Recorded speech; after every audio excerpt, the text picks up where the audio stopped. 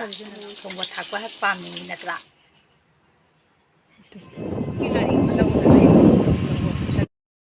ide koi mununa pamba breakfast semi eno nang semi jairone ena gajar thabi tilau ga se sembi re ka ba ma manungi se ma hapna ba se ma hapsa ge adu ma hapali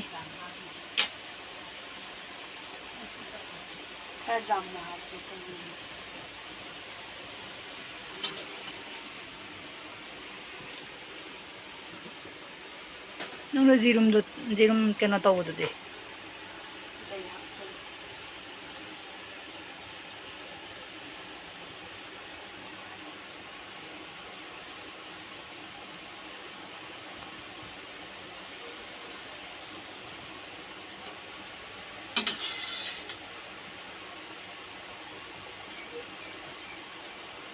Brese de tai haudrabo jirum tai do extra mo kum happy ba tu ro nang tu na de so de nang ka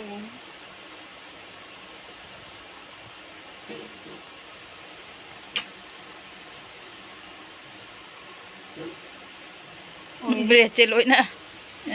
brese jirum je keno se omelette se makha da loi nandare nang je sangman do in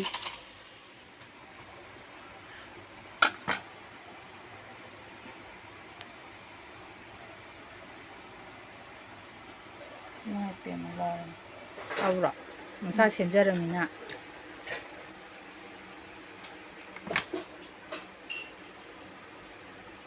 Mano ipo chen ya hai. Ya haurabo. Everyone, again I hope video sida mayam puno putra nungcbari and Chatpham na mayam. Ngasi di Sunday ni na nga ni se zoom da leire. Nande one day ki school tambati haure ako. Ado breakfast alora banina thabi nga mai salore. Adegi ngasi ai haji dinda su su nungcbang na kona tau banina uti chage na mu taure ako ngasi mu uti thong ge na kan tauri sim cha kol lo me ko na zo thong ru ma zabi ge ni kai na kan taure adu ka ai cha tha ko lo ra bazaar lu sau ge na taure ba bazaar sa to na kai ge na chenga la ke do gisu nung ta na nungcbang su dum chang na ba amdi dum taure sum sai ba ko do ai video solo phawbo dum jeng bio anobo thingna bi china wara na channel se nungcbiduna subscribe to bino mo video se jenga nungai bi ga di like to bino me video khata yenga si Eigi Chasma gi Fivam je yongo do ani thoe ti yobra aina ayukse upalora ga mapanda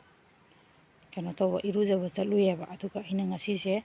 sumaina monji marakta sumaina tharama bako ai ayamba lokthobо kudingi di sumaina asi kep se apchala thamami do ngasi do thamam daraba aduga aina sumaina thamam ba sa khoi nuna hippada mokhutuna sumaina nanjhalu roba gam tawra ba duna yundu kon thara leijo ba sa kon thari se sonma ge son kon tha ba ma henjan leirame aina kai toino sibu aina ukke na jingu khangde ai sumai kon thara ngone na ada sumaina ukke na jing khalu matam da gi uppaga kainom oira leire ngai tre ngoda kamai tawina bu ma khangde aduga de aina khara garam ka ba do nanjhalu re aina haya bako sumaina kon tha baje mana mukhatlu bu da swagi film matik se te khare se swagi Korean silu da jar si frame se Peisa Chatpham ni mayam se ani thoe utekti korwa yang ode di jang se uti na taure so ko taw lo ya mun thang da ya ne ba ko mong ta be jam inge aduna pizza ba haura ne ha na thong ne na kal na bora hauri na si nyang dina bora jana ko nu na haur ba ai apa poni na di ho su tan de ma ho ba tan de yam na ko nu je ma na bu ba oira di ma apa mo oira di ma ho ba thong ba tan de lawdana tande mi natra thongba thakba hak pamni mi natra ama ai lawdana ko hoi na howi bora sina e jum de thole ma'am nungsa na nungsa sabe mit ke se pangwa ngamdre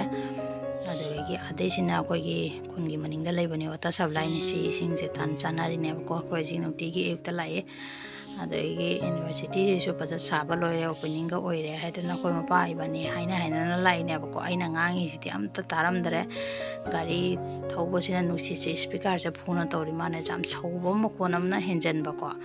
aduna I voice over and tawjabani ram phajana sa loina opening ga oire ado sisigi maning akoi ne ek mamang da oidoi ba ko medical college su sa ni ka so hai ne ba isha matang se ado amada taram daramina nungai tre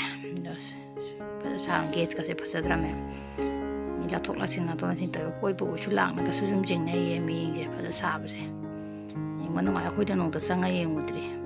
ngang ani ram ta sau si ta ji ngu si di hai ba ne ba ko ina sang da ba ko pa ro sang da me chatna dum lai re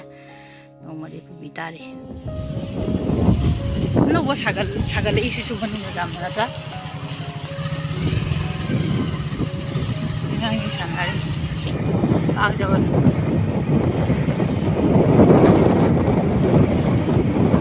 हमें इनको था मन तब आग मत हाँ chipping था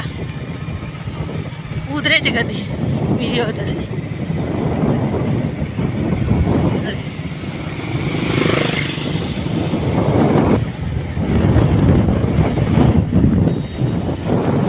उधरे सब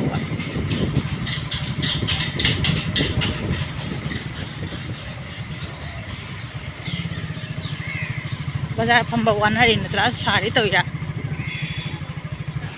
ममांग द लौहिबा दुकान दो गिगे अदुम लौरे आइगी दुगी डिजाइन दु सुम नंगद्रेबा को लोरे ना हाय अदुना अतोपा मो लौरे जिम सोला देंगा लके डॉक्टर देरा पति देरा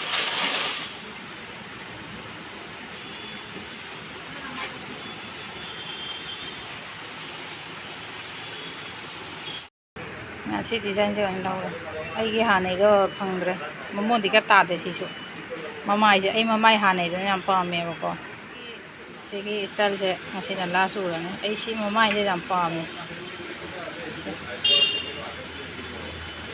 पाई नहीं छ मा होजे को तार न दो हापेती माने दो संग आई पामो वाला बाजार न चलेबा को अकोई की ओजागी स्टेशन से साई जबरा दे हेता वीडियो से सम नमनिंग ए अजाबदो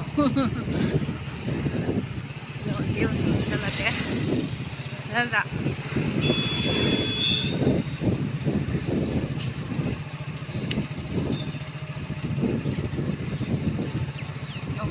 का पाई सिगाने सिगा